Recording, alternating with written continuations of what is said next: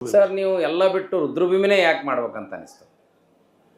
ಇವತ್ತು ಸಮಾಜದಲ್ಲಿ ನಾವು ಇವಾಗ ಮನುಷ್ಯರಾಗಿ ಹುಟ್ಟುಬಿಟ್ಟಿದ್ದೀವಿ. ಒಮ್ಮೆ ಸಾಯ್ತೀವಿ, ಒಂದಲ್ಲ ಒಂದು ದಿವಸ ನಮಗೆ ಸಾವು ಖಚಿತ.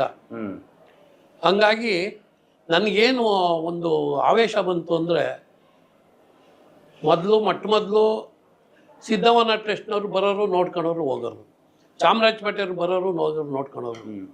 ನಾನೊಂದು ಸ್ವಲ್ಪ ಜಾಸ್ತಿ ಗಲಾಟೆ ಮಾಡಿದ್ಮೇಲೆ ಚಾಮರಾಜಪೇಟೆಯವ್ರು ಏನು ಮಾಡಿದ್ರು, ಒಂದು ಗುಂಪು ಬಂದರು ನಾವು ಮಾಡ್ತೀವಿ ಅಂತ.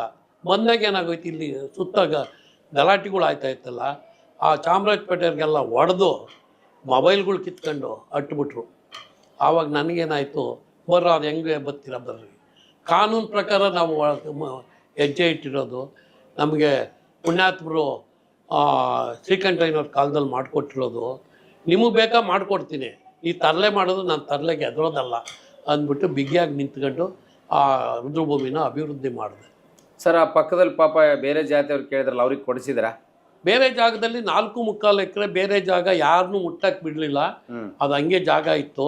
ಕಾಂಪೌಂಡ್ ಹಾಕೋಕ್ಕೆ ನಮ್ಮ ಹತ್ರ ವಿಶ್ವಾಸವಾಗಿದ್ದಿರ್ತಾನೆ ಕಾಂಪೌಂಡ್ ನಾನು ಹಾಕ್ಕೊಡೋದು. ನಮ್ಮ 19 ಎಕರೆ ಗೋಮಾಳಿತ್ತು ನಮ್ಮ ಕನ್ನಳ್ಳಿ ಗ್ರಾಮದ್ದು, ಒಬ್ಬರನ್ನು 1 ಎಕರೆ ಮುಟ್ಟಕ್ಕೆ ಬಿಟ್ಟಿರಲಿಲ್ಲ. ಓ ಸರ್, ನೀವು ಮತ್ತೆ ನೇರ ಚುನಾವಣೆಗೆ ಇಳಿಬೇಕಾಗಿತ್ತಲ್ಲ, ಭೂಮಿ ರಕ್ಷಣೆ ಮಾಡಿಲ್ಲ. ನನಗೆ